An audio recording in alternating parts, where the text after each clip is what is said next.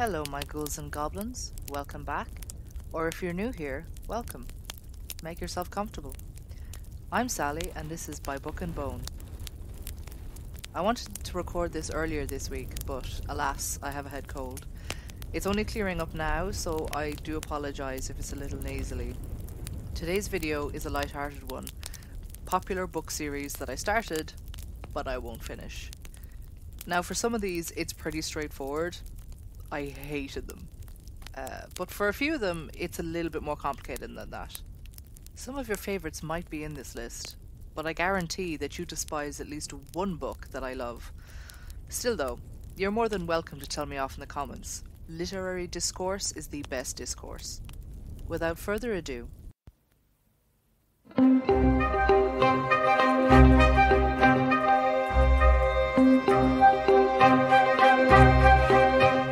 Cassandra Clare's Mortal Instruments, starting with City of Bones, is one of those series that people love, or they love to hate. And I definitely fall into the love to hate category, but even that, I couldn't hate read it.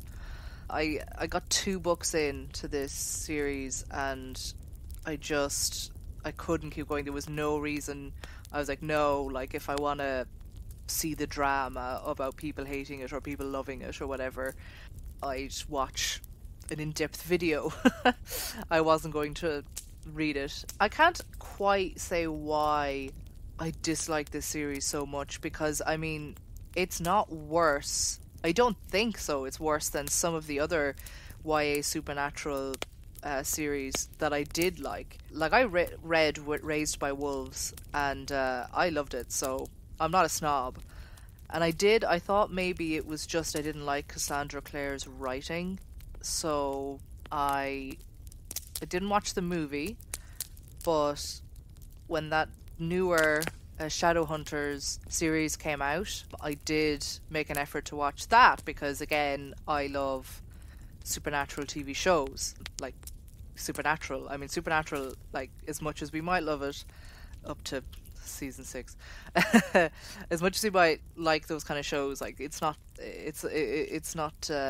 Oscar worthy, so to speak. But I just did not like Shadowhunters the series either. And again, I don't think I'm like a snob, because one of my favorite TV shows is Teen Wolf, and yeah, so unfortunately Shadowhunters, and to be honest, a lot of Cassandra Clare's anything to do with the Shadowhunters universe, I just have absolutely no interest in, because I don't want to go back and read this first series. Children of Blood and Bone is kind of heartbreaking for me, because I really loved Tomi Adeyemi's first book. You know, it has its flaws, but it's genuine, it's very solid as a YA. It's very, very YA. Like if you like YA, or if you want to know what a fantasy YA would be like, this Children of Blood and Bone is a great book to read. But when the second book came out, Children of Virtue and Vengeance, I hated it. I hated it so much. I hated it because of what it did to the characters. I found that I can't even remember the names anymore, but I found that one of the characters basically became a floating set of abs for one of the female characters to just cry into. Like, you know, and he wasn't massively big in Children of Blood and Bone, but he was still present and still had a character. But in Children of Virtue and Vengeance, oh god. And then the 2 main female characters, again, I should remember their names, but I can't.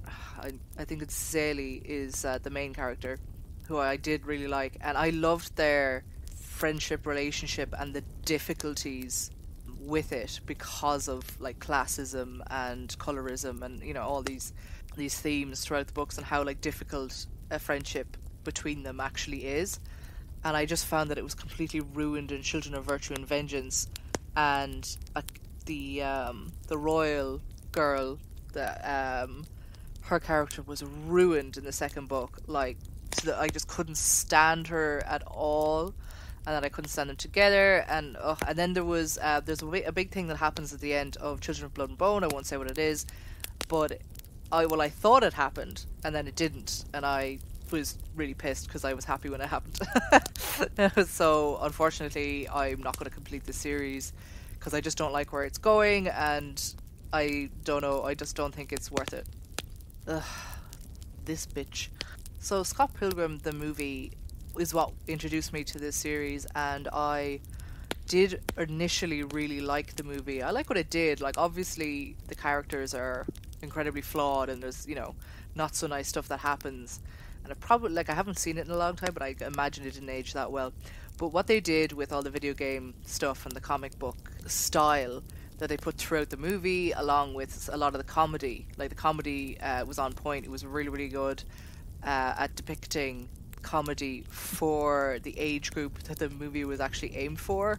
I know that sounds really bizarre, but a lot of, I think, movies around that time and shows around the time didn't, you know, because you know when something's been written by somebody who's older for somebody who's younger, if you know what I mean. So it didn't come across that way with Scott Pilgrim. So I was like, okay, I gotta get the manga. So I got the manga at the library, luckily, thank God. Because it's awful. I hated it. To be fair, the copy I had was in black and white, and I know I've said before, if you've watched my other videos, you know that the use of colour in graphic novels is really important to me. It doesn't necessarily have to be coloured or to have a lot of colour. It's like The Hound is one of my favourite graphic novels, but it also makes sense for it to be in black and white and like a bit of red. Whereas Scott Pilgrim was intended to be very colourful, but the copy I got, it was like photocopied like 8 times and then then put into a book, so it was just very, very bad. And then it didn't help then how awful the character was, and I was like, oh, the story is actually better done in the movie, which rarely happens. So I got through one of the graphic novels and was really disappointed, and I'm not going to finish this. Game of Thrones, A Song of Ice and Fire. So these books are really, really well written. Like, I think we all know that. Even if you don't particularly like the books, you'd have to say that they're very well written. And I did really enjoy the series up to a point. George R.R. Martin is a very, very good writer. But, and this is completely separate to what happened with the TV show. We all know what happened there. We won't speak about it. But when it comes to the book series, the problem with having several points of view in such large volumes is that if you don't like a point of view, but the point of view is like 500 pages, it's such a slog. And I really found that, like, the first Game of Thrones book, I love all of it. And then there's about half of Clash of Kings. I can't remember what the POVs are, but I just remember one of them, I was like, oh, I'm not really bothered about this, and it got annoying. I think it's Jon Snow. I don't think I liked reading Jon Snow, which is awkward. And then later on, it gets to the point where the books are simultaneous time-wise, which means that you get a whole book of all the points of view you don't want to read, but you still need to read them because you want to know what's going on in the world. And on top of that, like, I didn't create this graphic, but I saw it and I included it because I think it shows really, really well that there's 2 years between the first 2 books, 2 years again to the third book, and then it's 5 years, and then it's like 6 years, and there hasn't been a book since, 2011, and now it's 2022. I still don't have the next book. Martin is very, very busy doing something else. And I don't blame him. Like, I'm not even mad at him. Like, I mean, especially because I think I've just decided myself to not finish this series. But it's very possible that none of us will ever finish this series. So Trueblood, or the Sookie Stackhouse novels, is a little bit older. I think they come out around 2002. In the 90s and in the early 2000s, I think, is roughly when the Sookie Stackhouse novels first came out, and I didn't start reading them until very recently, and I kind of read them randomly. I've never seen the TV show. I think I saw maybe 15 minutes of it once. It seems a lot more serious. The books are not as kind of serious as the TV show seems to be. I mean, I could be completely wrong. Maybe the TV show is hilarious, but they're the books anyway are kind of like not trash fiction, but like they're like easy to read, kind of pop fiction that happens to be about vampires with a girl and romance and drama.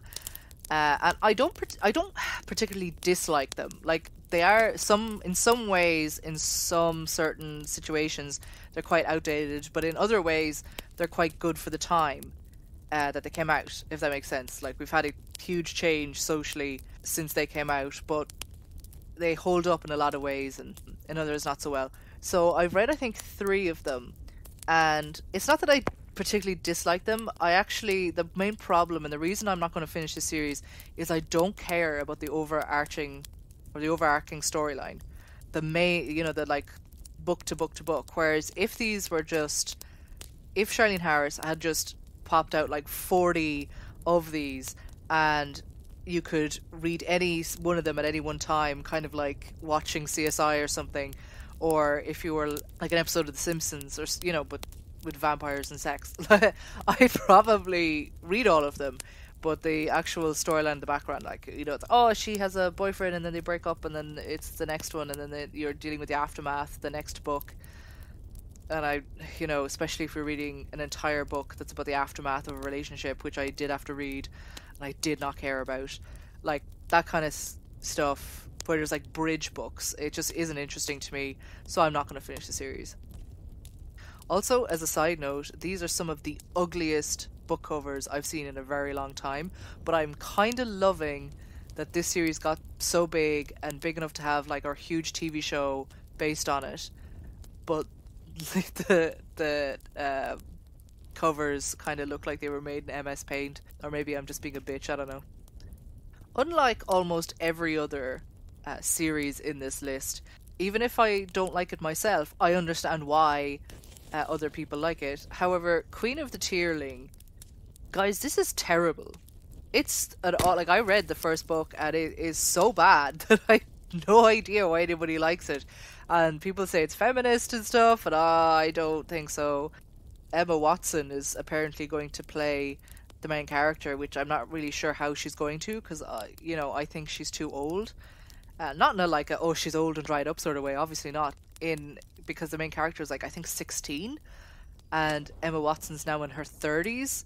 So I'm scratching my head thinking how's she gonna play the Queen of the Tearling, and at the same time she's like, oh, it's such a feminist novel, and I just no, it's not. It's fat phobic in some types, and I know like some people don't take that fat phobia seriously, or it's kind of like in your face in this book, if you know what I mean. Like it's like sometimes you can ignore that there's not that much body diversity in a book, but when they specifically write in a character and then be like, oh, she's ugly because she's fat.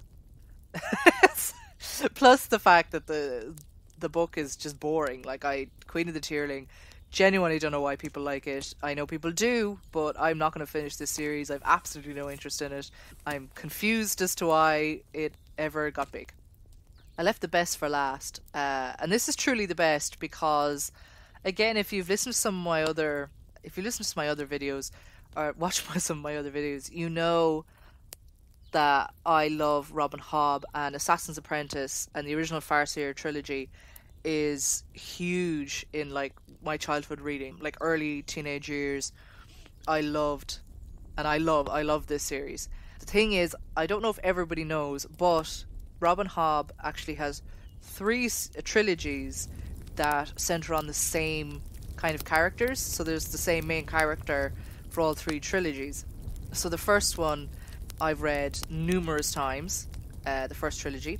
The second trilogy I think I've actually only read fully through maybe once or twice. I've read Fool's Errand a few more times than that. I love these covers, by the way. But I think it's the final trilogy, which is like The Fool's Assassin, is the first one. And I have a hardback first edition fancy version of Fool's Assassin. I spent a ton of money on it. My dad thought I was ridiculous, and I did. It's really well written. It's not like irritating to read it with the same characters and you're like, oh god, what are they doing now? Robin Hobb does a wonderful job of like keeping the same energy, even though but I can't take any more emotional damage to be done to Fitz. I don't have the emotional capacity to read the rest of this final trilogy because I just like these are not happy books. Robin Hobb does insanely in-depth fantasy that is so depressing. It's not grimdark, I don't think, but it's definitely really realistic in a way where your main character, stuff weighs on him, like things that happen. I suppose in some ways he could have plot armor because he's the main character, but in most ways he doesn't. Like he, gets the shit kicked out of him, and awful stuff happens, and mental torture to this character, and it stays with him through the books. Like you can see how he's shaped as a person because of everything that happened. Like Robin Hobb is an amazing writer, but as I said, I'm not sure I can take the emotional damage that the final trilogy will do to me. So I suspect that I might never finish it and just reread the first one again. Oof, outro time. I hope everybody enjoyed my hot takes about all the books or book series that I'm never going to finish. And I don't think for the majority of them I would finish a TV series to do with them either. Unfortunately, I can't quite always put my finger on why I don't like a series, but I do know what I like, pretty quickly, so I won't be finishing any of these. If you disagree with me, please do comment below, or even if you agree with me, or I'd love to engage. As I said, literary discourse is the best discourse. If you want to argue with me or tell me why I'm wrong, or give me solid reasons why, do a TED talk in the comments below. I have no problem. If you have any video ideas or books you'd like me to read and review, please do comment that as well. I'm still working on a longer, more in-depth video, but it takes a lot of work and I'm hella busy, so I'm a glutton for punishment. So thanks so much, and I'll see you next week.